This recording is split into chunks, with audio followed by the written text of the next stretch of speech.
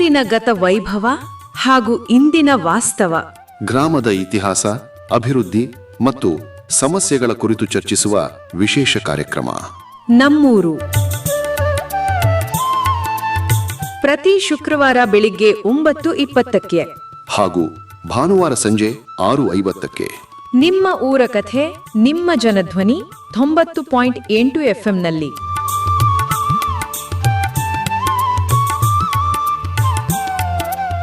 ಆತ್ಮೀಯ ಕೇಳುಗರಿಗೆ ನಮಸ್ಕಾರ. ಇದು 90.8 ಕಂಪನಾಂಕದಲ್ಲಿ ಮೂಡಿಬರುತ್ತಿರುವ ಮೈಸೂರು ಜಿಲ್ಲೆಯ ಮೊಟ್ಟಮೊದಲ ಹಾಗೂ ಸರಗೂರಿನಿಂದ ಪ್ರಸಾರವಾಗುತ್ತಿರುವ ಸಮುದಾಯ ಬಾನುಲಿ ಕೇಂದ್ರ ಜನಧ್ವನಿ. ನಾನು ನಿಮ್ಮ ಬಾನುಲಿ ಗೆಳೆಯ ಯತೀಶ್. ನೀವು ಕೇಳ್ತಾ ಇದ್ದೀರಾ ಜನಧ್ವನಿ ರೇಡಿಯೋ. ಎಂದಿನಂತೆ ತಮಗೆಲ್ಲರಿಗೂ ನಮ್ಮೂರು ಕಾರ್ಯಕ್ರಮಕ್ಕೆ ಆತ್ಮೀಯವಾದ ಸ್ವಾಗತ. ಕೇಳುಗರೆ, ಇಂದಿನ ನಮ್ಮೂರು ಕಾರ್ಯಕ್ರಮದಲ್ಲಿ ಒಂದು ಮುಖ್ಯವಾದ ವಿಷಯದ ಕುರಿತು ಮಾತನಾಡುತ್ತಿದ್ದೇವೆ. ಆ ವಿಷಯ ಏನೆಂದರೆ ವಾರ್ಡಿನ ಅಭಿವೃದ್ಧಿ ಮತ್ತು ಸಾರ್ವಜನಿಕರ ಪಾತ್ರ. ವಾರ್ಡು ಎಂದರೇನು, ಅಲ್ಲಿ ಏನೇನೆಲ್ಲ ಸೌಲಭ್ಯಗಳಿರಬೇಕು, ನೈರ್ಮಲ್ಯವನ್ನು ಯಾವ ರೀತಿ ನಿರ್ವಹಿಸಬೇಕು, ವಾರ್ಡಿನ ಅಭಿವೃದ್ಧಿಯಲ್ಲಿ ನಿವಾಸಿಗರ ಪಾತ್ರ ಎಂತಹದ್ದು ಎಂಬ ಹಲವಾರು ವಿಷಯಗಳ ಕುರಿತು ಮಾತನಾಡಲು ಹಾಗೂ ತಮ್ಮ ಅನಿಸಿಕೆಯನ್ನು ಒಂದಷ್ಟು ವಿಚಾರಗಳೊಂದಿಗೆ ಹಂಚಿಕೊಳ್ಳಲು ಈ ದಿನ ನಮ್ಮ ಕಾರ್ಯಕ್ರಮದಲ್ಲಿ ನಮ್ಮ ಜೊತೆ ಇದ್ದಾರೆ ಸರಗೂರು ಪಟ್ಟಣದ 9ನೇ ವಾರ್ಡಿನ ಚುನಾಯಿತ ಸದಸ್ಯರಾದ ಶ್ರೀಯುತ ಶ್ರೀನಿವಾಸ್ರವರು. ಬನ್ನಿ, ಅವರನ್ನು ಕಾರ್ಯಕ್ರಮಕ್ಕೆ ಸ್ವಾಗತಿಸಿ ಈ ವಿಷಯಗಳ ಕುರಿತು ಒಂದಿಷ್ಟು ಚರ್ಚಿಸೋಣ. ಸರ್, ಪ್ರಥಮವಾಗಿ ನಮ್ಮೂರು ಕಾರ್ಯಕ್ರಮಕ್ಕೆ ತಮಗೆ ಆತ್ಮೀಯವಾದ ಸ್ವಾಗತ ಸರ್. Thank you sir. ಪ್ರಥಮವಾಗಿ ತಮ್ಮ ಬಗ್ಗೆ ಒಂದು ಕಿರುಪರಿಚಯವನ್ನು ನಮ್ಮ ಕೇಳುಗರಿಗೆ ಮಾಡಿಕೊಡೋದಾದರೆ. ನನ್ನ ಹೆಸರು ಶ್ರೀನಿವಾಸ್ ಅಂತ, ಸರಗೂರು ಪಟ್ಟಣ ಪಂಚಾಯಿತಿ ಸದಸ್ಯರು, 9ನೇ ವಾರ್ಡಿನ 3 ಬಾರಿ ಸದಸ್ಯರು. ಮತ್ತು ಒಂದು ಸಲ ನಮ್ಮ ಮಿಸಸ್ಸು ಪಟ್ಟಣ ಪಂಚಾಯಿತಿ ಮೆಂಬರ್ ಆಗಿ ಅಧ್ಯಕ್ಷರಾಗಿ, ಆ ಸಂದರ್ಭದಲ್ಲಿ ಅವ್ರ ಕೈಲಿ ಆದಂಥ ಕೆಲಸ ಕಾರ್ಯಗಳನ್ನ ತುಂಬ ಅಚ್ಚುಕಟ್ಟಾಗಿ ಮಾಡಿದ್ದಾರೆ. ಜನಗಳಿಗೆ ಮೆಚ್ಚುವಂಥ ಕೆಲಸಗಳನ್ನ ನಮ್ಮ ಮಿಸಸ್ ಅಧ್ಯಕ್ಷರಾದಂಥ ಸಂದರ್ಭದಲ್ಲಿ ಶ್ರೀಮತಿ ಪದ್ಮಾ ಅವರು ಅಧ್ಯಕ್ಷರಾದ ಸಂದರ್ಭದಲ್ಲಿ ಜನಗಳಿಗೆ ಏನು ಮೂಲಭೂತ ಸೌಕರ್ಯಗಳು ಕೊಡಬೇಕಾಯ್ತು. 2004ರಿಂದ ಮಾನ್ಯ ಮಾಜಿ ಮಂತ್ರಿಗಳಾದಂಥ ಎಂ ಶಿವಣ್ಣ ಅವರು ಸೈಟ್ ವಿತರಣೆ ಮಾಡಬೇಕು ಅಂತ ಅವ್ರ ಸಂದರ್ಭದಲ್ಲಿ ಸೈಟ್ ಮಾಡಿದ್ರು. ಚಿಕ್ಕಣ್ಣ ಸಾಹೇಬರು MLA ಆದಂಥ ಸಂದರ್ಭದಲ್ಲಿ ಅವರು ಕೂಡ ಸೈಟ್ನ ಬೇಗ ಹರಿಸಬೇಕು ಅಂತ ಸಂದರ್ಭ ಬಂತು. ಹಾಗೂ ಕೂಡ ಅವರು ಮತ್ತು ಸನ್ಮಾನ್ಯ ದಿವಂಗತ ಚಿಕ್ಕಮಾದು ಸಾಹೇಬರು, ಅವರು ಆರ್ ಧ್ರುವಣ್ಣ ಸಾಹೇಬರು MP ಆಗಿದ್ದ ಸಂದರ್ಭದಲ್ಲಿ, ಆ ಸಂದರ್ಭದಲ್ಲಿ ನಮ್ಮ ಮಿಸಸ್ ಅಧ್ಯಕ್ಷರಾಗಿದ್ದರು. ಆ ಸಂದರ್ಭದಲ್ಲಿ 216 ಸೈಟ್ಗಳನ್ನ ಕಡು ಬಡವರಿಗೆ ಕೊಡಬೇಕು ಅಂತ ಸಂದರ್ಭದಲ್ಲಿ ಪ್ರಥಮ ಬಾರಿಗೆ ನಮ್ಮ ಮಿಸಸ್ ಅಧ್ಯಕ್ಷರಾದಂಥ ಸಂದರ್ಭದಲ್ಲಿ ನಾವು ಎಲ್ಲ ಮೆಂಬರ್ಸ್ಗಳು, ಆಗ ಚುನಾಯಿತಿ ಆಗಿದ್ದಂಥ ಪ್ರತಿನಿಧಿಗಳಾಗಿದ್ದಂಥ ಸಂದರ್ಭದಲ್ಲಿ ಅವರೆಲ್ಲ ಒಗ್ಗಟ್ಟಾಗಿ ಮತ್ತು ನಮ್ಮ ಅಧಿಕಾರಿ ವರ್ಗದವರು ಮತ್ತು ಎಲ್ಲ ಸೇರಿ ಕಡು ಬಡವರಿಗೆ ಒಂದು 216 ಸೈಟ್ನ ನಮ್ಮ ಅಧ್ಯಕ್ಷತೆಯಲ್ಲಿ ಕಡು ಬಡವರಿಗೆ ಕೊಟ್ಟಿದ್ದೀನಿ. ಅಂದರೆ ಸರಗೂರಿನಲ್ಲಿ ವಾಸ ಮಾಡ್ತಾ ಇರುವಂತಹ ಕಡು ಬಡವರಿಗೆ ನಿಮ್ಮ ಶ್ರೀಮತಿಯವರು ಅಧ್ಯಕ್ಷರಾಗಿದ್ದಂತಹ ಸಂದರ್ಭದಲ್ಲಿ ಸುಮಾರು 216 ಸೈಟ್ಗಳನ್ನು ನೀಡಿ ಅವ್ರಿಗೆ ಮನೆಗಳನ್ನು ಕಟ್ಕೊಳ್ಳೋದಕ್ಕೆ ಸಹಾಯವಾಗೋ ರೀತಿಯಲ್ಲಿ ಒಂದಷ್ಟು ಕೆಲಸಗಳನ್ನು ಆ ದಿನಗಳಲ್ಲೇ ಮಾಡಿದ್ದೀರಾ? ಸರ್, ಈಗ ಪ್ರಸ್ತುತ ಸರಗೂರಿನ ಒಂದು ಪ್ರಸ್ತುತ ವಾರ್ಡ್ಗಳ ಸ್ಥಿತಿಗತಿ ಹೇಗಿದೆ? ವಾರ್ಡಲ್ಲಿ ಪ್ರತಿಯೊಬ್ಬರು ಚುನಾಯಿತ ಪ್ರತಿನಿಧಿಗಳಿದ್ದಾರೆ. 1ರಿಂದ 12ವರೆಗೆ ಒಳ್ಳೆ ಕೆಲಸ ಕಾರ್ಯಗಳು ಮಾಡೋಂಥ ಕೌನ್ಸಿಲರ್ಗಳು ಇದ್ದಾರೆ. ಯಾಕಂದರೆ ಅದು ಪ್ರತಿಯೊಬ್ಬರಿಗೂ ಕೂಡ ವಾರ್ಡಿನ ಚುನಾಯಿತ ಪ್ರತಿನಿಧಿನ ಯಾಕೆ ಮಾಡ್ತಾರೆ ಅಂತಂತಂದರೆ, ನನ್ನ ಕಡೆಯಿಂದ ಜನಗಳಿಗೆ ಒಳ್ಳೇದಾಗಬೇಕು, ಜನ ನನ್ನನ್ನು ನಂಬಿ ಆರಿಸಿ ಕಳಿಸಿದ ಮೇಲೆ ಅವ್ರಿಗೆ ಆಗೋಂಥ ಕೆಲಸ ಕಾರ್ಯಗಳು. ಇವತ್ತು ಯಾರು ನನಗೆ ಊಟಕ್ಕೆ ಕಾಸು ಕೊಡು, ಇನ್ನೊಂದು ಕೊಡು ಅಂತ ಕೇಳೋಂಥ ಸಂದರ್ಭ. ಅವ್ರಿಗೆ ಬೇಕಾಗಿರೋದು ಏನು ಅಂತಂದ್ರೆ 4, ಒಂದು ಲೈಟು, ಇನ್ನೊಂದು ನೀರು, ಇನ್ನೊಂದು ಸ್ವಚ್ಛತೆ, ಮೂಲಭೂತ ಸೌಕರ್ಯಗಳು ಇನ್ನೇನಿದೆ ಆ ಥರದನ್ನ ಜನ ಕೇಳ್ತಾರೆ. ಅಷ್ಟು ಬಿಟ್ರೆ ಜನ ನನಗೆ ಇನ್ನೇನು ಬೇಕು ಅಂತ ಕೇಳೋದಿಲ್ಲ. ಖಂಡಿತ. ಅದರಿಂದ ಅವರು ಏನು ಹೇಳ್ತಾರೆ, ನಾನೊಬ್ಬ ಸೇವಕನಾಗಿ ನಾನು ಅವ್ರಿಗೆ ಏನು ಕೆಲಸ ಹೇಳ್ತಾರೆ ಆ ಕೆಲಸನ ಆವಾಗಲಿಂದ ಕೂಡ ಮಾಡ್ತಿದ್ದೀನಿ, ಮುಂದಕ್ಕೂ ಮಾಡ್ಕೊಂಡು ಹೋಗ್ತಿದ್ದೀನಿ. ಆದ್ದರಿಂದ ವಾರ್ಡಲ್ಲಿ ಆಗಬೇಕಾದಂಥ ಕೆಲಸ ಕಾರ್ಯಗಳು ನನ್ನ ಕೈಲಿ ಏನು ಮಾಡ್ಬೋದು ಅನಿಸುತ್ತೆ ಆ ಥರ ನನ್ನ ವಾರ್ಡಲ್ಲಿ ಬೆಳಗ್ಗೆ ಒಂದ್ಸಲಿ 9 ಗಂಟೆಗೆ ಹೋಗ್ತೀನಿ, ಎಲ್ಲರನ್ನೂ ಮಾತಾಡಿಸ್ತೀನಿ. ಏನಾರು ಅಲ್ಲಿ ನೀರಿನ ಸೌಲಭ್ಯಗಳು ಏನು ಬರ್ತಾ ಇಲ್ಲ ಅಂತಂದರೆ ಫೋನ್ ಮಾಡಿದಂಥ ಸಂದರ್ಭದಲ್ಲಿ ಅಟೆಂಡ್ ಮಾಡಿ, ನಾನು ಅಟೆಂಡ್ ಮಾಡಿದ್ರೆ ನಮ್ಮ ಮಿಸಸ್ ಅಟೆಂಡ್ ಮಾಡ್ತಾರೆ. ನೀರು ತಿರ್ಗಾ ಮಧ್ಯಾಹ್ನ ಒಂದ್ಸಲ ಹೋಗ್ತೀನಿ, ತಿರ್ಗಾ ಸಾಯಂಕಾಲ ಲೈಟ್ಗಳು ನೋಡೋಕೆ ಹೋಗ್ತೀನಿ, ಎಲ್ಲರೂ ಲೈಟ್ ಆಫ್ ಆಗಿದೆಯಾ ಏನು ಅಂತ. ಲೈಟ್ ಅಂದ್ರೆ ಆಫ್ ಆಯ್ತು, ಇಂಥ ಕಂಬ ಲೈಟ್ ಆಫ್ ಆಗಿದೆ ಅಂತಂತ ಹೋಗಿ ನಮ್ಮ ಮುಖ್ಯಾಧಿಕಾರಿಗಳಿಗೆ ತಿಳಿಸ್ತೀನಿ. ಆ ಸಂದರ್ಭದಲ್ಲಿ ಅವ್ರು ಬರ್ಕೊಂಡಿರ್ತಾರೆ. ನಮ್ಮ ಲೈಟ್ ಹಾಕಂತ ಒಬ್ಬ ಹುಡುಗ ಇದ್ದಾನೆ, ಅವ್ನು ಹೇಳಿದ ತಕ್ಷಣ ಅವನು ವಾರ್ಡ್ನ 1 ದಿನ 2 ದಿನ ಹೆಚ್ಚು ಕಮ್ಮಿ ಆಗ್ಬೋದು, ಆದರೆ ಅದು ಲೈಟ್ನ ಬಗೆಹರಿಸ್ತಾರೆ. ಮುಂದಿನ 2 ದಿನದಲ್ಲೇ ಏನು ಸಮಸ್ಯೆಗಳಿರುತ್ತೆ ಸಮಸ್ಯೆಗಳನ್ನು ಬಗೆಹರಿಸೋದಕ್ಕೆ ಸಂಪೂರ್ಣವಾಗಿ ನೀವು ಮತ್ತೆ ನಿಮ್ಮ ಶ್ರೀಮತಿಯವರು ಒಂದು ಜನಗಳಿಗೆ ಏನು ಸೌಕರ್ಯಗಳು ಬೇಕು ಅದನ್ನು ಒದಗಿಸ್ಕೊಂಡು ಹೋಗ್ತಾ ಇದ್ದೀರಾ. ಮುಂಚೆ ಸರಗೂರಿನಲ್ಲಿ ವಾರ್ಡ್ಗಳ ಸ್ಥಿತಿಗತಿ ಹೇಗಿತ್ತು ಅನ್ನೋದನ್ನು ಸ್ವಲ್ಪ ತಿಳಿಸಿ. ಮುಂದೆ ಭಾರಿ ಅವಾಗಲೆಲ್ಲ ಸ್ವಲ್ಪ ಕಷ್ಟ ಇತ್ತು. ನೀರದಾಗ್ಬೋದು, ಕಸ ಎತ್ತದಾಗ್ಬೋದು. ಈಗ ಮುಂದಕ್ಕೆ ಹೋಗ್ತಾ ಇದೆ ಎಲ್ಲ. ಅದೆಲ್ಲ ಸರ್ಕಾರದಿಂದ ಬರೋಂಥ ಕೆಲಸ ಕಾರ್ಯಗಳು ಯಾವುದು. ಈಗ ನಮಗೆ ಮೊದಲು ಮನೆ ಕಸ ಗಾಡಿ ಇರಲಿಲ್ಲ. MLA ಸಾಹೇಬ್ರ ಗಮನಕ್ಕೆ ತಂದು ನಾವು ರೆಜುಲೇಷನ್ ಮಾಡೋದು. ಆ ಸಂದರ್ಭದಲ್ಲಿ ಎಲ್ಲ ಒಂದು 5 ಗಾಡಿ ಬಂದಿದೆ. ಬೆಳಿಗ್ಗೆ ಮಿನಿಮಮ್ ಒಂದು 6:30-7 ಗಂಟೆಗೆ ನಮ್ಮ ಡ್ರೈವರ್ಸ್ಗಳ ತುಂಬ ಒಳ್ಳೆ ಹುಡುಗರು ಮನೆಗೆ ಒಬ್ರಿಗೂ ತೊಂದರೆ ಕೊಡದ ರೀತಿಲಿ ಕಸನ ಅವರೇ ನಿಂತು ಕಸ ಹಾಕಿಸ್ಕೊತಾರೆ. ಒಣ ಕಸ ಬೇರೆ, ಹಸಿ ಕಸ ಬೇರೆ. ಅದನ್ನ ನಾವು ಇವತ್ತು ಏನು ಮಾಡ್ಬೇಕು ಅಂದ್ರೆ 2004 ಫಸ್ಟ್ ನಾವು ಗೆದ್ದಂಥ ಸಂದರ್ಭದಲ್ಲಿ ನಮಗೆ ಕಸ ಹಾಕಕ್ಕೆ ಜಾಗ ಇರಲಿಲ್ಲ. ಎಲ್ಲ ಚಾನಲ್ ಸೈಡ್ಲಿ ಆಗ್ತದೆ. ಅಲ್ಲಿಂದ ಊರ್ಲಿ ಬಂದಂಥ ಕಸನ ಎತ್ಕೊಂಡ್ಬಂದು ಚಾನಲ್ ಮೇಲೆ ಸುರಿತಿದ್ದ. ಆ ಸಂದರ್ಭದಲ್ಲಿ ನಾವು ಫಸ್ಟ್ ಕೌನ್ಸಿಲ್ ಆಗುವಂಥ ಸಂದರ್ಭದಲ್ಲಿ ನಾಗರಾಜು ಕೌನ್ಸಿಲರ್ ಇದ್ರು. ಅವರು 5ನೇ ವಾರ್ಡಿನ ಗೆದ್ದಿದ್ರು. ಅವರು ಮತ್ತೆ ಆವಾಗ ಗೆದ್ದಂತ ನಾವು ಸದಸ್ಯರು ಮೋಹನಣ್ಣ ಆಗ್ಬೋದು, ಪ್ರತಿಯೊಬ್ರು ನಮ್ಮ ಜೊತೆಲಿ ಗೆದ್ದಂತ ನಾಗರಾಜ್, SN ನಾಗರಾಜು ಅಂತ ಇದ್ರು, ಮಂಜಣ್ಣ ಅಂತಂದಿದ್ರು. ಅವರೆಲ್ಲ ಗೆದ್ದಂತ ಸಂದರ್ಭದಲ್ಲಿ ಇಲ್ಲಿ ಒಂದು 3 ಎಕರೆ 3.5 ಎಕರೆನ ಒಬ್ರು ಮುಸ್ಲಿಮ್ಸ್ನವ್ರ ಜಾಗ ಅದು. ಅವ್ರ ಪ್ರಾಬ್ಲಮ್ ಇತ್ತು. ಆ ಸಂದರ್ಭದಲ್ಲಿ ಜಾಗ ಕೊಟ್ಬಿಡ್ತೀನಿ ಅಂದರು. ಆ ಜಾಗ ನಾವೆಲ್ಲ ಓಡಾಡಿ ಜಾಗ ತೆಗೆದು ಇವತ್ತು ಅದೊಂದು ಕಸ ಸುರಿಯೋಕೆ ಒಳ್ಳೆ ಸ್ಥಳ ಆಯ್ತು. ಒಂದು ಡಂಪಿಂಗ್ ಯಾರ್ಡ್ ಆಗಿದೆ ಈಗ. ಇಲ್ಲ ಅಂತಂದ್ರೆ ಮಾತ್ರ ನಾವು ಇನ್ನೂ ಚಾನಲ್ ಮೇಲೆ ಸುರ್ಕೊಂಡು ಹೋಗೋದೈತಿ. ಇದು ಮುಂದಕ್ಕೆ ಭಾರಿ ಕಷ್ಟ. ಸರಗೂರು ತಾಲೂಕಿಗೆ ನಾವು ಕಸ ಸುರಿಯೋಕೆ ಜಾಗನೇ ಇರಲಿಲ್ಲ. ಅದೊಂದು ಒಳ್ಳೆ ಕೆಲಸ ಮಾಡಿದ್ರೆ ಅವ್ರಿಗೂ ಕೂಡ ಈ ಸಂದರ್ಭದಲ್ಲಿ ಅವ್ರಿಗೆ ಕೃತಜ್ಞತೆ ಹೇಳೋದು. ಯಾಕಂದ್ರೆ ಆ ಜಾಗ ಕೊಡ್ರಿ. ಇವತ್ತು ಅದು ಕೋಟ್ಯಾಂತರ ರೂಪಾಯಿ ಆಯ್ತದೆ. ಅವತ್ತು ಪಾಪ ಅವ್ರು ಕಮ್ಮಿಲಿ ಕೊಟ್ರು ನಮ್ಗೆ. ಅಲ್ಲಿ ಸುರಿತಿರ ನೋಡ್ರು. ಒಳ್ಳೆ ಕೆಲಸಗಳು ಆಗಿದೆ. ಆಗ ಸ್ವಲ್ಪ ಕಷ್ಟ ಆಯ್ತು. ಇವಾಗ ಎಲ್ಲನೂ ಮುಂದಕ್ಕೆ ಒಳ್ಳೊಳ್ಳೆ ಕೆಲಸ ಆಗ್ಬೇಕು ಅಂತಾರೆ ಎಲ್ಲ ಸಹಕರಿಸ್ತೀವಿ. ಕೆಲಸಗಳು ಆಗ್ತಿದೆ ಸರ್. ಅವಾಗ ಸ್ವಲ್ಪ ಅನುದಾನ ಕಮ್ಮಿ ಇತ್ತು. ಸ್ವಲ್ಪ ಇವಾಗ ವಾರ್ಡ್ಗಳಲ್ಲಿ ಪ್ರತಿಯೊಂದು ರೋಡ್ಸ್ ಆಗ್ಬೋದು, ಡ್ರೈನೇಜ್ ಆಗ್ಬೋದು, ಎಲ್ಲ ಕೆಲಸಗಳು ಆಲ್ಮೋಸ್ಟ್ ಒಂದು 70% ಮುಗಿದಿದೆ. ಈಗಲೂ ಅಷ್ಟೇ ಸನ್ಮಾನ್ಯ ನಮ್ಮ ಜನನಾಯಕರಾದಂಥ ಅನಿಲ್ ಚಿಕ್ಕಮದ ಸಾಹೇಬರು ಸರ್, ಹಿಂಗೆ ನಮ್ಮ ವಾರ್ಡ್ಗಳಲ್ಲಿ ತುಂಬ ತೊಂದರೆ ಇದೆ ಸರ್. ವಾರ್ಡ್ಗಳ main road, second main road ಸ್ವಲ್ಪ ಭಾರಿ ಪ್ರಾಬ್ಲಮ್ ಇದೆ. ಆಯಿತು ಬಿಡೋಣ ಮಾಡೋಣ ಅದಕ್ಕೆ ಯಾಕೆ ಅಂತ ಒಂದು 2-3 ಮೀಟಿಂಗ್ ಕರೆದ್ರು. ಆ ಸಂದರ್ಭದಲ್ಲಿ ಒಂದಿನ ಅವರೇ ಡೇಟ್ ಕೊಟ್ಟರು. ಎಲ್ಲಿದ್ದೀರಾ ಅಂತಂದ ನಮ್ಮ ಅವ್ರ PA ಆದಂಥ ಮಂಜಣ್ಣ ಅವರು ಫೋನ್ ಮಾಡಿದ್ರು. ಶ್ರೀನಿವಾಸ್ ಎಲ್ಲಿದ್ದೀರಾ, ಹಿಂಗೆ ಸರಗೂರು ಬರ್ತಾಯಿದ್ದೀನಿ, ಸಾಹೇಬ್ರು ಕಳಿಸಿದ್ರು. ಏನಣ್ಣ ಅಂತಂದೆ, ಈಗ 1,2,25,00,000 ದುಡ್ಡು ಸ್ಯಾಂಕ್ಷನ್ ಆಗಿದೆ ಸರಗೂರಿಗೆ. ಯಾವ್ಯಾವುದು ರೋಡ್ಗಳು ತುಂಬ ತೊಂದರೆ ಇದೆ ಆ ರೋಡ್ಗಳನ್ನೆಲ್ಲ ರೆಡಿ ಮಾಡಿಸ್ಬೇಕು ಅಂತ ಸಾಹೇಬ್ರು ಹೇಳಿದ್ದಾರೆ ಅಂತ. ಆಗ ನಾನು ಫಸ್ಟ್ ಸಾಹೇಬ್ರಿಗೊಂದು ಫೋನ್ ಮಾಡಿದೆ. ಸರ್, ನಾವು ಒಂದು ಮಾತು ನಿಮ್ಗೆ ಹೇಳಿದ ತಕ್ಷಣ ನೀವು ಸರಗೂರಿಗೆ 2,25,00,000 ದುಡ್ಡಾಗಿದೆ. ತುಂಬ ಧನ್ಯವಾದಗಳು ಸರ್. ನಮ್ಮ ಸರಗೂರು ಜನತೆ ಪರವಾಗಿ ನಿಮ್ಗೆ ತುಂಬ ಧನ್ಯವಾದಗಳು ಅಂತಂದು. ಅವಾಗ ಅದು ಏನೇನಿದೆ, ಎಲ್ಲೆಲ್ಲಿ ಯಾವ್ಯಾವ್ದಿದೆ ನಂಗೆ ಬೇಕಾಗಿದ್ದೇನೆ ಸೆಕೆಂಡ್ ಮೇನ್ ರೋಡ್. ಹೌದು, ದಿನ ಜನಗಳು ಯಾವಪ್ಪ ರೋಡ್ ರೆಡಿ ಮಾಡಿಸೋದು ಅಂತ ಕೇಳ್ತಿದ್ರು. ಇವತ್ತು ಅದಕ್ಕೆ ಒಟ್ಟು 9ನೇ ವಾರ್ಡು ಮತ್ತು ಅದು ನನಗೆ 9ನೇ ವಾರ್ಡಿಗೆ ಸೇರುತ್ತೆ. ಒಟ್ಟು ಟೋಟಲ್ 1,05,00,000 ನಮ್ಮ ವಾರ್ಡ್ಗೆ ಹಾಕಿದ್ದಾರೆ. ಮಾವೇರ ಸರ್ಕಲಿಂದ ಇಲ್ಲಿ ಸಂತಮ್ಮ 70 ಲಕ್ಷ, ನಮ್ಮ 9ನೇ ವಾರ್ಡ್ಗೆ 35 ಲಕ್ಷ ಹಾಕ್ಸಿದ್ವಿ. ಅದು ಆಟೋಮೆಟಿಕ್ಕಾಗಿ ಕೆಲಸ ಸ್ಟಾರ್ಟ್ ಆಗಿದೆ. ಕೆಲಸ ನಡೀತಾ ಇದೆ ಈಗ. ನಾಳೆಯಿಂದ ಮಾವೇರ ಸರ್ಕಲಿಂದ JCB ಬಂದು ಅದೆಲ್ಲ ಹೊಡಿತದೆ. ಅದು ಕೆಲಸ ಸ್ಟಾರ್ಟ್ ಆಯ್ತದೆ. ಅದೊಂದು ಆಗೋಯ್ತು. ಫಸ್ಟ್ ಮೇನ್ ರೋಡು ಕೂಡ ಅದು ಕೆಲಸ ಒಳ್ಳೆ ರೋಡ್ ಆಗಿತ್ತು. ಅದು MLA ಅವರು 1 ಕೋಟಿ ಅಷ್ಟು ಕೆಲಸ ಕೊಟ್ಟು ಅದು ದುಡ್ಡು ಕೊಟ್ಟು ಅದು ಕೆಲಸ ಮಾಡಿದ್ರು. AJML ಬರ್ತಲ್ಲ ಆ ಸಂದರ್ಭದಲ್ಲಿ ಈ ಗೊತ್ತಲ್ಲ ನಿಮ್ಗೆ, ನಲ್ಲಿ ಕಲೆಕ್ಷನ್ ಮಾಡ್ಕೊಂಡು ಅದೆಲ್ಲ ಓಪನ್ ಮಾಡ್ತಾರೆ. ತಿರ್ಗಾ ಅವ್ರು ಮಾಡಿದ್ರು ಫಸ್ಟ್ ಇದ್ರೆ ಸ್ಥಿತಿಗತಿ ಬರೋದಿಲ್ಲ ಅದು. ಯಾಕಂದ್ರೆ ಫಸ್ಟ್ ಮಾಡೋದಕ್ಕೂ ಸೆಕೆಂಡ್ಸ್ ಅಲ್ಲಿ ಪ್ಯಾಚ್ ಮಾಡೋದಕ್ಕೂ ವ್ಯತ್ಯಾಸಗಳಾಯ್ತದೆ. ಯಾಕಂದ್ರೆ ಒಂದ್ ರೋಡು ಅವಾಗ ಫಸ್ಟ್ ಮಾಡೋದ್ರಿಂದ ಒಂದೇ ಲೆವೆಲ್ ತಂದಿರ್ತಾರೆ. ಆ ಸೆಕೆಂಡ್ಸ್ ಅಲ್ಲಿ ತಂದಾಗ ಅವ್ರು ಬರೀ ಪ್ಯಾಚಿಂಗ್ ಆದಾಗ ಏನಾಯ್ತದೆ, ಮಣ್ಣು ಕೆಳಕ್ಕೆ ಇಳಿದಾಗ ಏನಾಯ್ತದೆ, ಸ್ವಲ್ಪ ಇದು ಹೈಟ್ ಆಯ್ತದೆ, ಇದು ಡೌನ್ಸ್ ಆಯ್ತದೆ. ಅದರಿಂದ 2 ರೋಡು ಕಂಪ್ಲೀಟ್ ಆಯ್ತದೆ ಈ ಸಲ. ಮೊನ್ನೆ ಶಾಸಕರು ಇದನ್ನ ದುಡ್ಡು ಕೊಟ್ಟಿದ್ದಾರೆ. ಕೆಲಸ ಇದು ಸೆಕೆಂಡ್ ಮೇನ್ ರೋಡ್ ಕೂಡ ಮುಗೀತಿದೆ ಸರ್. ಅದು ಸರ್, ಈಗ ಪ್ರಸ್ತುತ ತಮ್ಮ ವಾರ್ಡ್ಗಳ ಸ್ಥಿತಿ ಹೇಗಿತ್ತು ಅಂತ ತಿಳಿಸಿದ್ರಿ. ಈಗ ಸುಮಾರು ಒಂದು 3 ಜನರ ಅವಧಿಯಲ್ಲಿ ಈ ಆಗಿನ ಒಂದು ರಸ್ತೆಗಳಾಗಿರ್ಬೋದು, ಚರಂಡಿ ವ್ಯವಸ್ಥೆಗಳಾಗಿರ್ಬೋದು, ಒಂದಷ್ಟು ವಿಚಾರಗಳನ್ನು ಹಂಚ್ಕೊಂಡ್ರಿ. ಪ್ರಸ್ತುತ ಈಗ ತಮ್ಮ ವಾರ್ಡ್ ಯಾವ ರೀತಿ ಇದೆ, ತಮ್ಮ ವಾರ್ಡ್ನಲ್ಲಿ ಇನ್ನೂ ಏನೆಲ್ಲ ಸಮಸ್ಯೆಗಳು ಕಾಡ್ತಾ ಇದೆ, ಸ್ಥಿತಿಗತಿ ಈಗ ಎಷ್ಟು ಸುಧಾರಿಸಿದೆ, ಜೊತೆಗೆ ಏನೆಲ್ಲ ಆಗಬೇಕು ಮುಂದಿನ ದಿನಗಳಲ್ಲಿ, ಅದ್ರ ಬಗ್ಗೆ ಹೇಳೋದಾದ್ರೆ. ನನ್ನ ವಾರ್ಡಲ್ಲಿ ಡ್ರೈನೇಜ್ ಎಲ್ಲ ಮುಗಿದಿದೆ ಸರ್.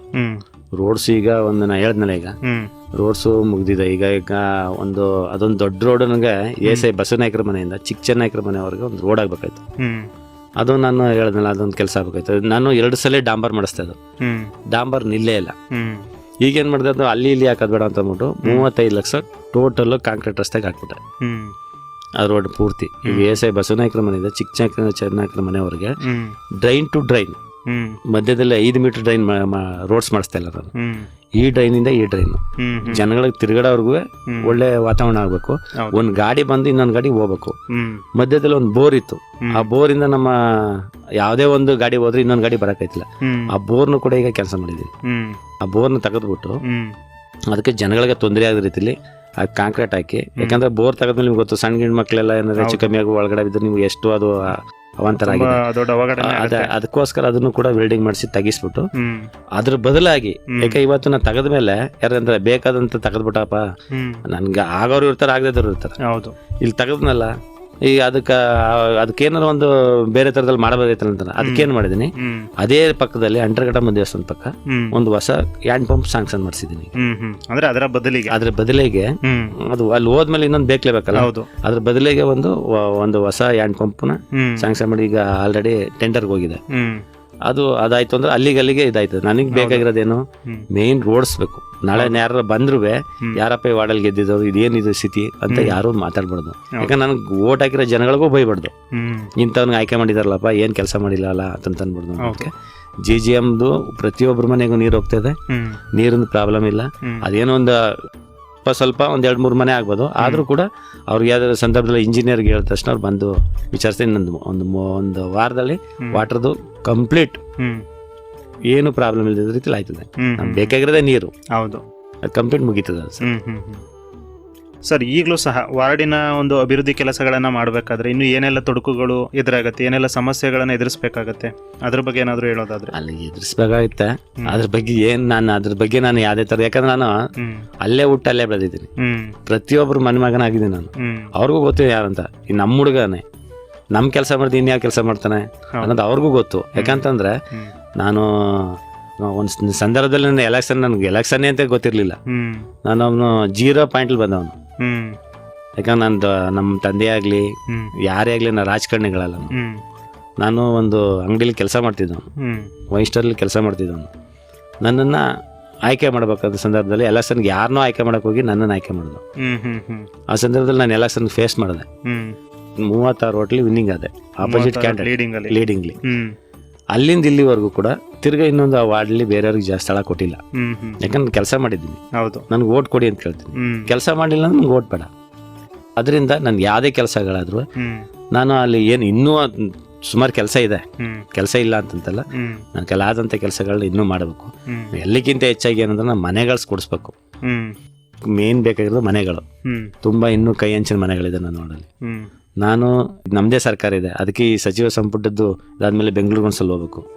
ನಾನು ಯಾರು ಸಚಿವರಾಯ್ತಾರೆ ಅವ್ರನ್ನ ನಮ್ಮ MLA ಮುಖಾಂತರದಿಂದ ನನ್ನ ವಾರ್ಡ್ಗೆ ಎಷ್ಟು ಮನೆಗಳು ಬೇಕಲೇಬೇಕು, ನನಗೆ ದಯವಿಟ್ಟು ಹಾಕ್ಸ್ಕೊಡಿ ಅಂತಂದ್ರೆ ಅವ್ರ ಜೊತೆ ಬೆಂಗಳೂರಿಗೆ ಹೋಗಿ ಸುತ್ತಿ ನಾನು ಮಾಡಿಸ್ಲೇಬೇಕು. ನಾನು ಮಾಡಿಸ್ತೀನಿ, ಅದನ್ನ ಬಿಡಲ್ಲ ನಾನು. ಅದೇ ಕಾರಣಕ್ಕೆ ಅದು ಈಗ ಕೇಳಿದ್ರು, ಯಾಕಂದ್ರೆ ಯಾರು ಇನ್ನೂ ಸಚಿವರು ಅಂತ ಗೊತ್ತಾಗಿಲ್ಲ, ವಸತಿ ಸಚಿವರು. ಅದರಿಂದ ಸಾಹೇಬ್ರ ಗಮನಕ್ಕೆ ತಂದಿದ್ದೀನಿ. ಅದಕ್ಕೆ ಸಚಿವ ಸಂಪುಟದಲ್ಲಿ ಆದ ತಕ್ಷಣ ಬೆಂಗಳೂರಿಗೆ ಒಂದ್ಸಲ ಬನ್ನಿ ಅಂತ ಹೇಳೋರೆ. ಹೋಗಿ ಮನೆಗಳು ಸ್ಯಾಂಕ್ಷನ್ ಮಾಡೋದು, ನಾನು ಮನೆ ಸ್ಯಾಂಕ್ಷನ್ ಮಾಡಿಸ್ಕೋರ್ಗೆ ಮೊದಲನೇ ಆದ್ಯತೆ ನಂಗೆ ಅದ್ರ ಮೇಲೆ ಇದ್ದೀನಿ ಸರ್.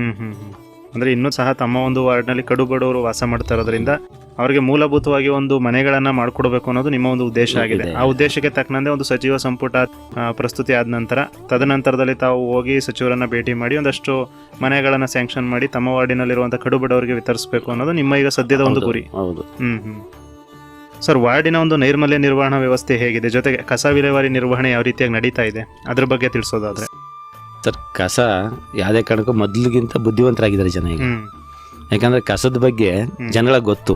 ನಮ್ಮ ಕಸನ ಈಗ ಮನೆ ಒಳಗಡೆ ಇದ್ರು ಕಸನೇ, ಹೊರಗಡೆ ಬಂದ್ರು ಕಸನೇ. ಮನೆ ಇದ್ದಂತ ಸಂದರ್ಭದಲ್ಲಿ ಮನೆ ಅವ್ರದೇ ಆದ್ಮೇಲೆ ಹೊರಗಡೆ ರೋಡು ಅವ್ರದೇನೆ. ಹೌದು.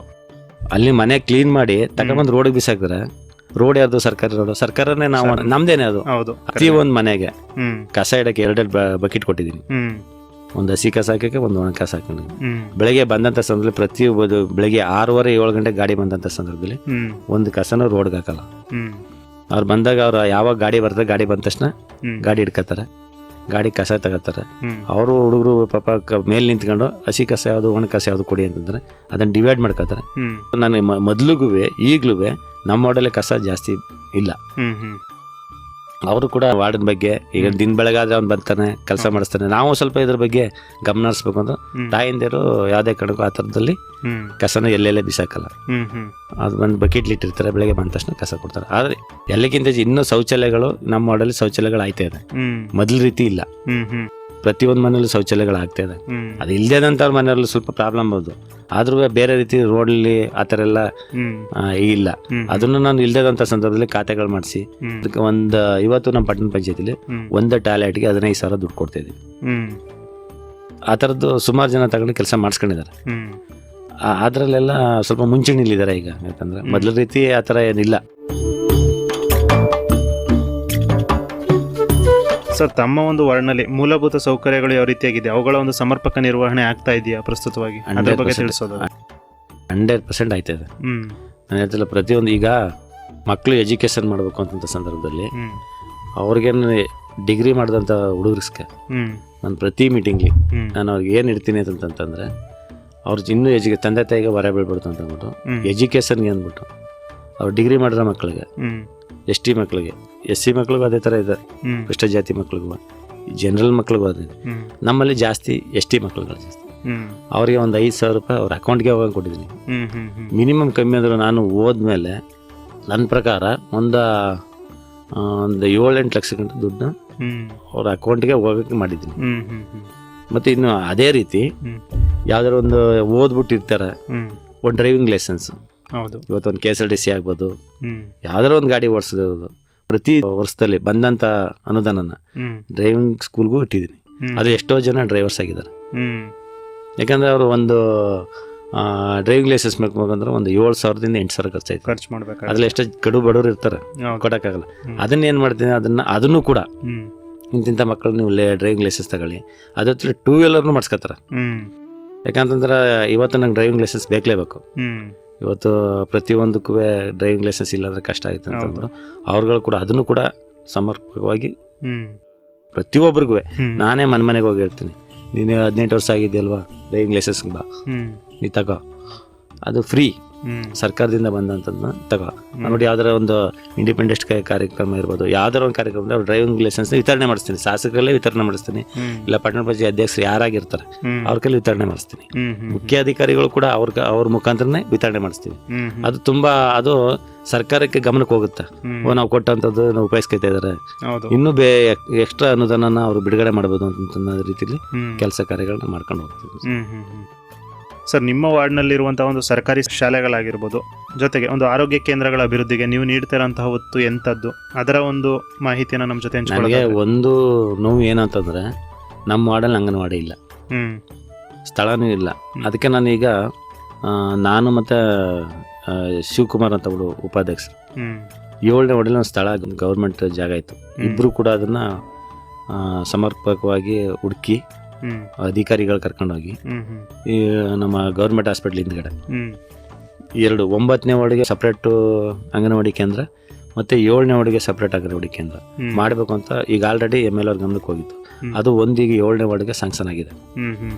ಈಗ ಅವತ್ತು ನಾನು MLA ಅವ್ರು ಕೇಳಿದೆ, ಏನು ಸರ್ 2 ಒಟ್ಟಿಗೆ ಮಾಡ್ತೀನಿ ಅಂದ್ರೆ ಇವತ್ತು ಅಣ್ಣ 2 ಒಟ್ಟಿಗೆ ಬರ್ಬೋದಾಯ್ತು, ಈಗ ಬಂದು ಆಗಿದೆ, ಅದಾದ ತಕ್ಷಣ ನೆಕ್ಸ್ಟ್ ನಿಮ್ಮದು ಗುದ್ಲಿ ಪೂಜೆ ಮಾಡಿ ಮಾಡ್ಸೋಣ ಅಂತಂದ್ರೆ ಅದೊಂದು ಆಗ್ಬೇಕು ಇವತ್ತು. ಯಾಕಂತಂದ್ರೆ ಅದೊಂದು ಆಯ್ತು, ಸ್ಥಳ 2ಕ್ಕೂ ಆಗಿದೆ. ಆ ಕಡೆಗೆ 7ನೇ ವಾರ್ಡ್ಗೂ ಕೂಡ ಆಗಿದೆ, 9ನೇ ವಾರ್ಡ್ಗೂ ಈ ಸೊತ್ತೆಲ್ಲ ತೆಗೆದಿದ್ದೀವಿ. ಇನ್ನೇನು ಅನುದಾನ ಬಿಡುಗಡೆ ಗುದ್ಲಿ ಪೂಜೆ ಮಾಡಿ ಅದೊಂದು ನಂಗೆ ತುಂಬ ನಮ್ಮ ಮಕ್ಳು, ಯಾಕಂತಂದ್ರೆ ಈಗಲೂ ಬಾಡಿಗೆ ಕಟ್ತಾ ಇದ್ದಾರೆ ಸರ್ಕಾರದಿಂದ. ಅದೊಂದು ನನ್ನ ಸಂದರ್ಭದಲ್ಲಿ ಮಕ್ಳಿಗೆ ಅವು ತಟ್ಟೆ ಲೋಟ ಇಲ್ಲ ಅಂತ ಸಂದರ್ಭದಲ್ಲಿ ತಟ್ಟೆ ಲೋಟ ಕೂಡ ಕೊಡಿಸಿದ್ದೀನಿ. ಅವರು ಯಾವುದೇ ಕಾರಣಕ್ಕೂ ಬೇರೆ ಪ್ಲೇಟಲ್ಲಿ ತಿನ್ಬಾರ್ದು ಅಂತಂದು ಅವ್ರಿಗೆ ಸ್ಟೀಲ್ ತಟ್ಟೆ ಕೂಡ ಲೋಟ.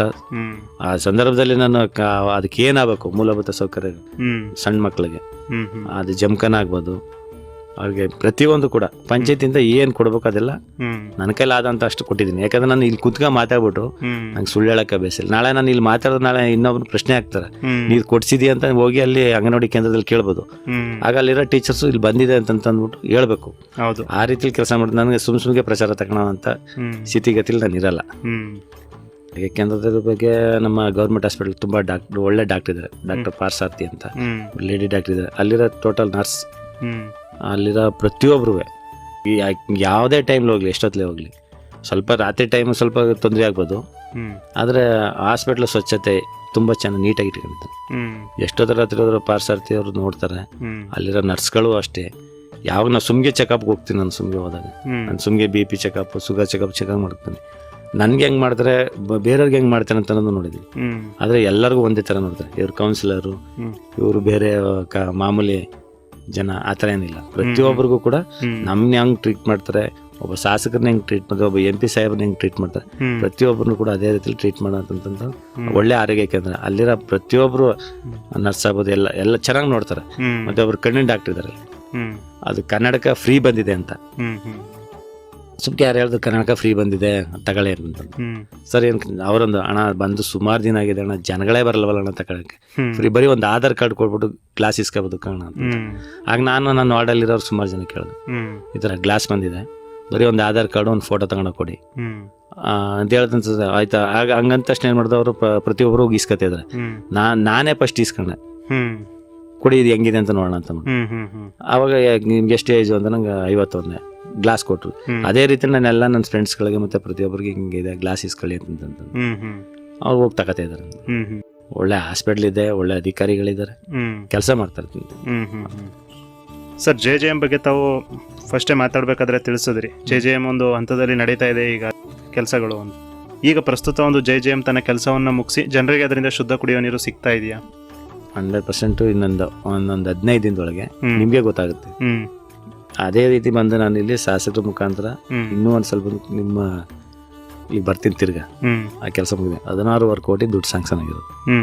ಒಳ್ಳೆ ಕೆಲಸ ನಡೀತಾ ಇದೆ, ಒಳ್ಳೆ ಟ್ಯಾಂಕ್ ಆಗಿದೆ, ಒಂದು 5 ಲಕ್ಷ ಲೀಟರ್ ಟ್ಯಾಂಕ್ ಆಗಿದೆ. ಆಲ್ರೆಡಿ ಚೆಕ್ ಮಾಡ್ತಿದ್ದೀವಿ ನೀರನ್ನ, ಎಲ್ಲರ ಮನೆಗೂ ನೀರು ಹೋಗ್ತಾ ಇದೆ. ಅದು ನಿಮ್ಗೆ ಮೊದಲೇ ಹೇಳಿದೆ ನಾನು, ಅದರಲ್ಲಿ ಎಷ್ಟೊಂದು ನಲ್ಲಿಗಳಿಗೆ ಹೋಗ್ದಿರೋ, ಯಾಕಂದ್ರೆ ಕಲೆಕ್ಷನ್ ಮಿಸ್ಟೇಕ್ ಆಗಿರ್ತದೆ.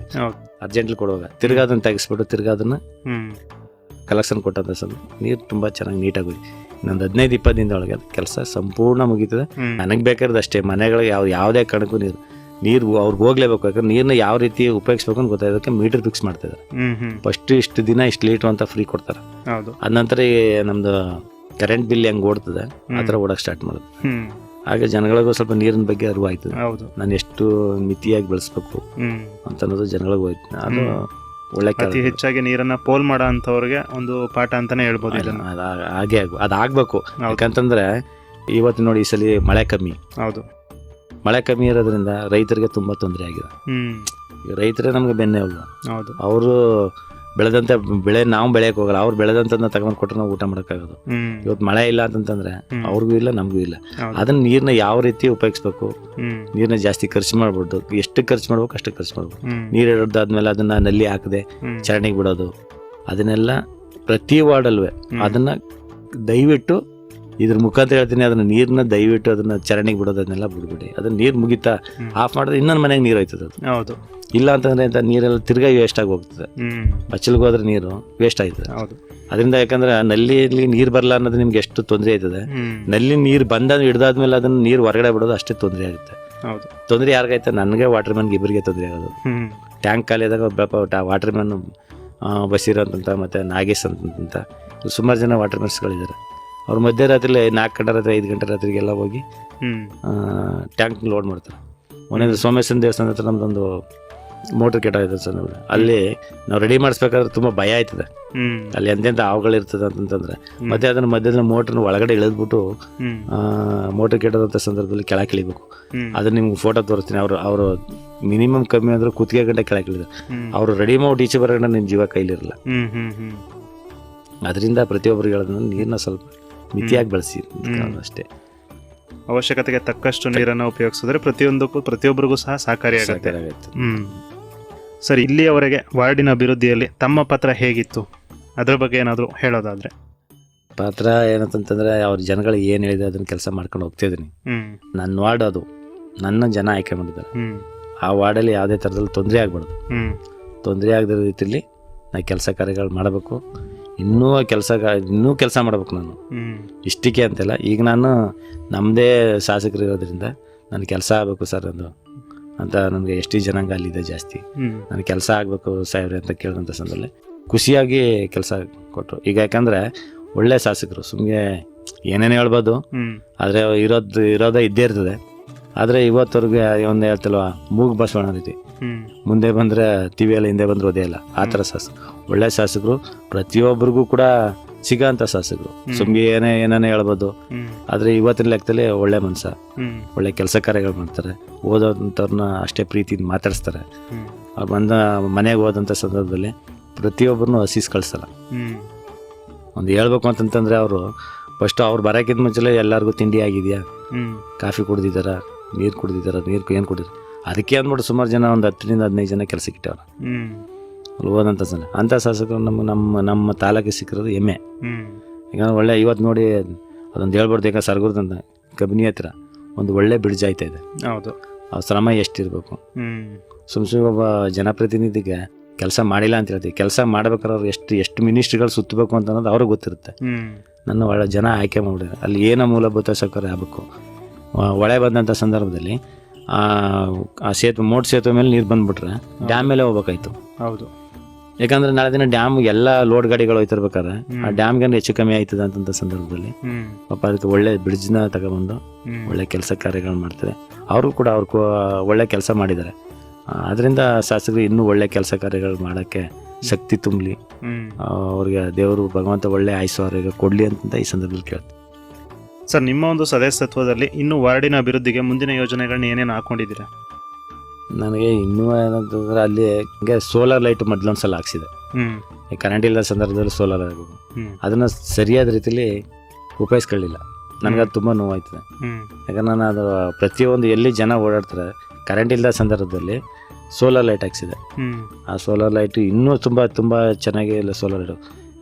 ಒಳ್ಳೆ ಸೋಲಾರ್ ಲೈಟ್ ಹಾಕ್ಸ್ಬೇಕು ಅನ್ನೋ ನನ್ನ ಆಸೆ ಇದೆ. ಯಾಕಂದ್ರೆ ನನಗೆ ಯಾವತ್ತೂ ನಾನು ವಾರ್ಡಲ್ಲಿ ಸ್ವಚ್ಛತೆ ಚೆನ್ನಾಗಿರ್ಬೇಕು, ನೀರು ಚೆನ್ನಾಗಿ ಹೋಗ್ಬೇಕು, ಕಸ ರೋಡ್ಲಿ ಬಿದ್ದಿರಬಾರ್ದು, ರೋಡ್ ಚೆನ್ನಾಗಿರ್ಬೇಕು. ಪ್ರತಿಯೊಂದು ಮೂಲಭೂತ ಸೌಕರ್ಯಗಳಲ್ಲಿ ನನಗೆ ಇನ್ನೂ ಸುಮಾರು ಕೆಲಸ ಮಾಡಬೇಕು ಅಂತಿದೆ. ಆಗುತ್ತೆ ಮುಂದಿನ ನಮ್ಗೆ ಏನೋ ಹೇಳ್ದ್ನಲ್ಲ, ಒಳ್ಳೆ ಶಾಸಕರಿದ್ದಾರೆ, ಕೆಲಸ ಕಾರ್ಯಗಳು ಮಾಡೋಕ್ಕೆ ನನ್ನ ಜೊತೆಲಿ ನಾನು ಯಾವಾಗಲೂ ಅದ್ರ ಬಗ್ಗೆ ತೊಡಸ್ಕೊತೀನಿ. ಯಾರಿಗೊಂದು ವಿಧವೆ ವೇತನ ಆಗಬೇಕು, ಒಂದು ಕ್ಯಾಸ್ಟ್ ಇನ್ಕಮ್ ಆಗಬೇಕು ಅನ್ನೋ ಸಂದರ್ಭದಲ್ಲಿ, ಯಾರು ಫೋನ್ ಮಾಡಿದ ಸಂದರ್ಭದಲ್ಲಿ ಒಳ್ಳೆ ನಾವು VA ಆರ್ ಐ ಇದ್ದಾರೆ, ತಹಸೀಲ್ದಾರ್ ಇದ್ದಾರೆ, ಕೆಲಸ ಆಗಬೇಕು ಅನ್ನೋ ಸಂದರ್ಭದಲ್ಲಿ ಮಾಡಿಕೊಡ್ತಾರೆ. ಅದೇ ನನಗೆ ಬೇಕಾಗಿರೋದು. ಅವ್ರು ಹೇಳಿದಾಗ ನಾನು ಅವ್ರ ಕೆಲಸ ಮಾಡಿದ್ರೆ ಒಳ್ಳೆ ಕೆಲಸ ಮಾಡಿದ್ರೆ ಅಂತ ನನಗೆ ಒಳ್ಳೆ ಹೆಸರು ಬರುತ್ತೆ. ಹೌದು, ಇನ್ನೂ ಒಳ್ಳೆ ಕೆಲಸ ಆಗಬೇಕು. ಇನ್ನೂ ಸ್ವಲ್ಪ ನನಗಿದೆ ಮನಸ್ಸಲ್ಲಿದೆ ಒಳ್ಳೆ ಕೆಲಸ ಮಾಡಬೇಕು ಅಂತ.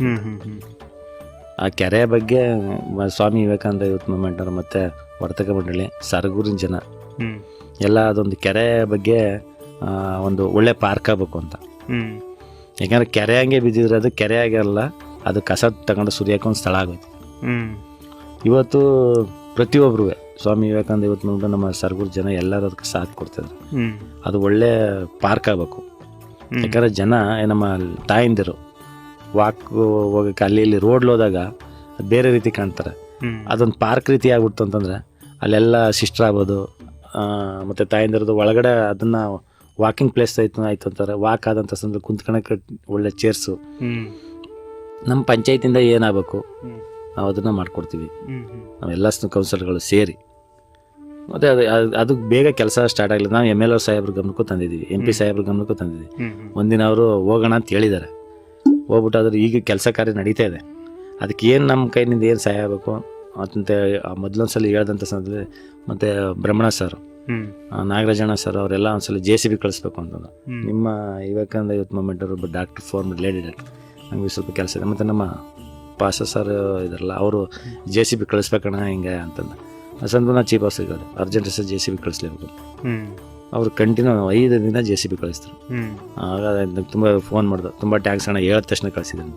ಅದನ್ನ ಊರಿನ ಕೆಲಸ ಅಲ್ವಾ, ನನ್ನ ಕೆಲಸ ಆದ್ರೆ ಕಷ್ಟ. ಊರಿನ ಕೆಲಸಕ್ಕೆ ಯಾವಾಗ ನೀವು ಎಷ್ಟೊತ್ತಲ್ಲಿ ಫೋನ್ ಮಾಡಿ ನಾನು ಅದಕ್ಕೆ ತೊಡಸ್ಕೊತೀನಿ, ನಿಮ್ಮ ಜೊತೆಲಿ ಇರ್ತೀನಿ ಅಂದ್ಬಿಟ್ಟು ಅಧ್ಯಕ್ಷರು ಚೈತ್ರ ಅವರು, ಉಪಾಧ್ಯಕ್ಷರು ಮತ್ತು ನಮ್ಮ ಸರ್ವ ಸದಸ್ಯರುಗಳು ಅದು ಕೆಲಸ ಮಾಡೋಕೆ ಪ್ರತಿಯೊಬ್ಬರು ಕೂಡ ಜೊತೆಲಿ ಬಂದು ನಿಂತ್ಕೊಂಡು ಏನಾಗಬೇಕು ನಾವು ಮಾಡ್ಕೊಡ್ತೀನಿ ಅಂತ ಹೇಳಿದ್ದಾರೆ. ಬೇಗ ಪಾರ್ಕ್ ಆಗೋಕ್ಕೆ ಸಂಪೂರ್ಣ ನಮ್ಮ ಕೈಯಲ್ಲಿ ಏನು ಸಹಾಯ ಆಗಬೇಕು ನಾವು ಜೊತೆಲಿ ನಿಂತ್ಕೊಂಡು ಮಾಡ್ತೀವಿ ಸರ್. ಸರ್, ಒಟ್ಟಾರೆಯಾಗಿ ವಾರ್ಡಿನ ಒಂದು ಅಭಿವೃದ್ಧಿಯಲ್ಲಿ ಯುವಕರು ಮತ್ತು ಸಾರ್ವಜನಿಕರ ಪಾತ್ರ ಹೇಗಿದೆ? ಒಳ್ಳೆ ಯುವಕರು ಇದನ್ನೆಲ್ಲ ನಮಗೆ ಸಪೋರ್ಟ್ ಕೊಡ್ತಾರೆ. ಪ್ರತಿಯೊಬ್ಬರು ಯಾವುದೇ ಥರದ ಕೆಲಸ ಕಾರ್ಯಗಳಿಗೆ ಅದ್ರ ಜೊತೆಲಿ ಬರ್ತಾರೆ. ಕೆಲಸ ಏನಾರ ಇದಾಗಬೇಕು ಏನಾರು ಆಗಬೇಕು ಅಂತ ತಿರ್ಗಾ ಫೋನ್ ಮಾಡ್ತಾರೆ, ಈ ಥರ ಕೆಲಸ ಆಗಿಲ್ಲ ಅದೊಂಚೂರು ನೋಡಿ ಅಂತ. ಏನಾಗಬೇಕು ಅಂತ ಸಂದರ್ಭದಲ್ಲಿ ಫೋನ್ ಹೇಳಿದ ತಕ್ಷಣ ನಾನು ನಮ್ಮ ಅಧಿಕಾರಿ ವರ್ಗದವ್ರಿಗೆ ತಿಳಿಸ್ತೀನಿ. ನಿಮ್ಗೇನು ಫೋನ್ ಮಾಡಿದರೆ ಇದು ಆಗ್ಬೇಕಂತ ನೋಡಿ. ಅದಾದ ತಕ್ಷಣ ಅದು ಸ್ವಲ್ಪ ಟೈಮ್ ಚೇಂಜ್ ಆಗ್ಬೋದು, ಅದು ಅವ್ರು ಹೇಳ್ದಂಥ ಕೆಲಸನ ನಾನು ಬೇಗ ಕ್ಲಿಯರ್ ಮಾಡ್ತೀನಿ. ಒಟ್ಟಾರೆಯಾಗಿ ಒಂದು ವಾರ್ಡಿನ ಅಭಿವೃದ್ಧಿಯನ್ನು ಮಾಡಬೇಕಾದಂತಹ ಸಂದರ್ಭದಲ್ಲಿ ಯುವಕರಾಗಿರ್ಬೋದು, ಸಾರ್ವಜನಿಕರಾಗಿರ್ಬೋದು, ಪ್ರತಿಯೊಬ್ಬರು ಸಹ ವಾರ್ಡಿನ ಅಭಿವೃದ್ಧಿಗೆ ಪ್ರತಿಯೊಬ್ಬರು ಒಂದು ಶ್ರಮ ಅನ್ನೋದನ್ನ ಕೊಟ್ಟೆ. ಒಂದು ಬೆಂಬಲ ಅಂತೂ ಪ್ರತಿಯೊಬ್ಬರಿಂದನೂ ಸಿಗುತ್ತೆ.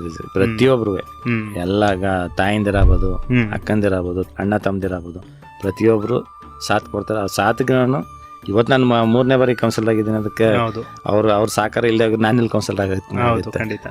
ಅದರಿಂದ ಪ್ರತಿಯೊಬ್ಬರು ಸಹಕಾರ ನಮ್ಮ ಜೊತೆಲಿದೆ. ನಾನು ಹೇಳ್ದನಲ್ಲ ಸರ್, ಬೆಳಗ್ಗೆ ನಾವು ವಾಕ್ ಹೋಗಿದ್ದು ಬಂದಂಥ ಸಂದರ್ಭ ಬಂದು ಫಸ್ಟು ಮನೆಗೆ ಹೋಗಲ್ಲ, ಫಸ್ಟ್ ವಾರ್ಡ್ಗೆ ಹೋಗ್ತೀನಿ. ವಾರ್ಡ್ಗೆ ಹೋಗಿ ಒಂದು ರೌಂಡ್ ವಾರ್ಡ್ ತಿರುಗಿಸ್ಕೊಬರ್ತೀನಿ. ಏನಾರ ಒಂದು ಇದೆಯಂತ ಬೈಕ್ಲಿ ಎಲ್ಲ ತಗೊಂಡೋಗಿ ನಿಲ್ಲಿಸ್ತೀನಿ. ಏನಾರು ಪ್ರಾಬ್ಲಮ್ ಇದ್ರೆ ಹೇಳ್ತಾರೆ. ನಾನು ಅದೇನಾಗಬೇಕು ನನ್ನ ಕೈಲಿ ಅದು ಪಂಚಾಯತಿಯಿಂದ ಏನು ಕೆಲಸ ಆಗಬೇಕು ಅದು ಮಾಡ್ತೀನಿ. ನನಗೆ ನಿಮ್ಮ ಮೊದಲೇ ಹೇಳ್ದ, ನನಗೆ ತಲೆಯಲ್ಲಿರೋದು ಏನಂದ್ರೆ ಮನೆ ಹೌಸಿಂಗ್ ನಂಗೆ ಬೇಕು. ಅದೊಂದು ಸ್ವಲ್ಪ ಮನೆ ತಂದು ಹಾಕಿದ್ರೆ ಸುಮಾರು ಅಲ್ಲಿರೋಂಥ ಕೈ ಹಂಚಿನ ಮನೆಗಳು ಸುಮಾರು ಇದೆ, ಅದನ್ನ ತೊಗಿಸ್ಬೇಕು ಅಂತ ನನ್ನ ಆಸೆ. ಸರ್, ಕೊನೆಯದಾಗಿ ನಮ್ಮ ಜನಧ್ವನಿ ಕೇಳುಗರಿಗೆ ಜೊತೆಗೆ ಸರಗೂರಿನ ಸಾರ್ವಜನಿಕರಿಗೆ ಏನಾದರೂ ಸಂದೇಶವನ್ನು ಕೊಡೋದಾದ್ರೆ ಏನಂತ ಕೊಡೋದಿಕ್ಕೆ ಬಯಸ್ತೀರಾ?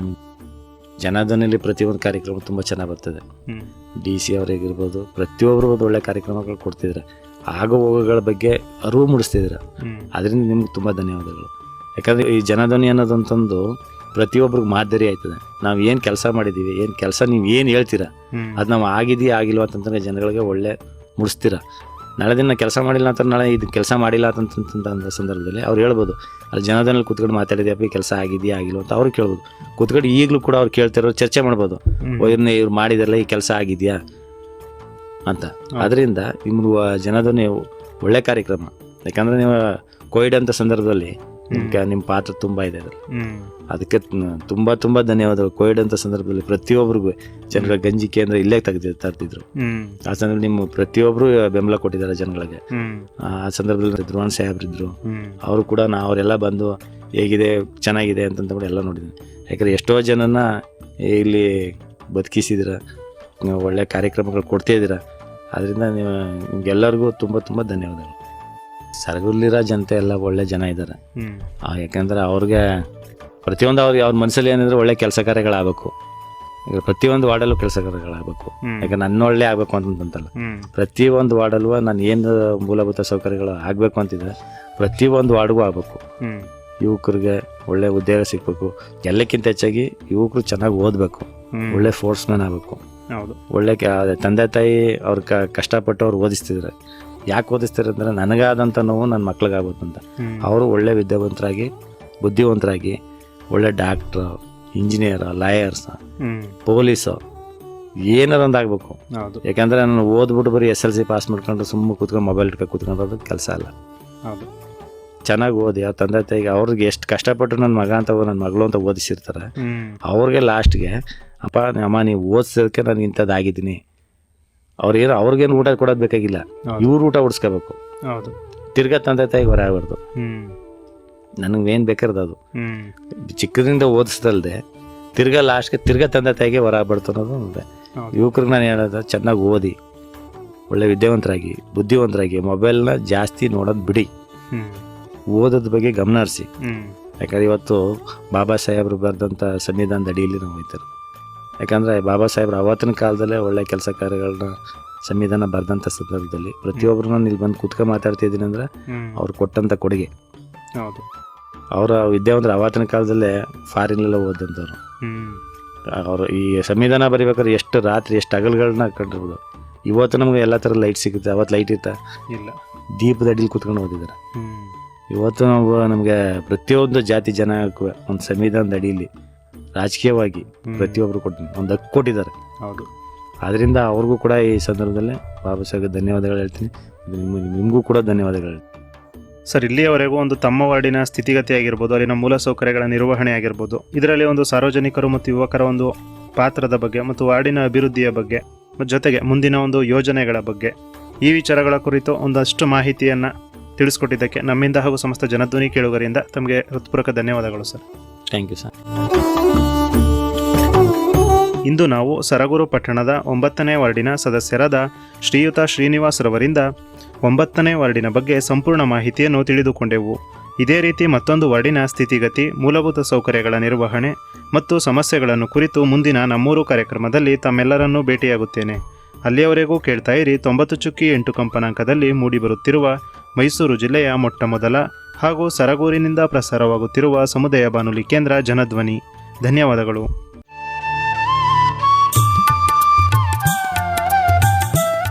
ಊರಿನ ಗತ ವೈಭವ ಹಾಗೂ ಇಂದಿನ ವಾಸ್ತವ, ಗ್ರಾಮದ ಇತಿಹಾಸ, ಅಭಿವೃದ್ಧಿ ಮತ್ತು ಸಮಸ್ಯೆಗಳ ಕುರಿತು ಚರ್ಚಿಸುವ ವಿಶೇಷ ಕಾರ್ಯಕ್ರಮ ನಮ್ಮೂರು. ಪ್ರತಿ ಶುಕ್ರವಾರ ಬೆಳಿಗ್ಗೆ 9:20 ಹಾಗೂ ಭಾನುವಾರ ಸಂಜೆ 6:50. ನಿಮ್ಮ ಊರ ಕಥೆ, ನಿಮ್ಮ ಜನಧ್ವನಿ 90.8 FM ನಲ್ಲಿ.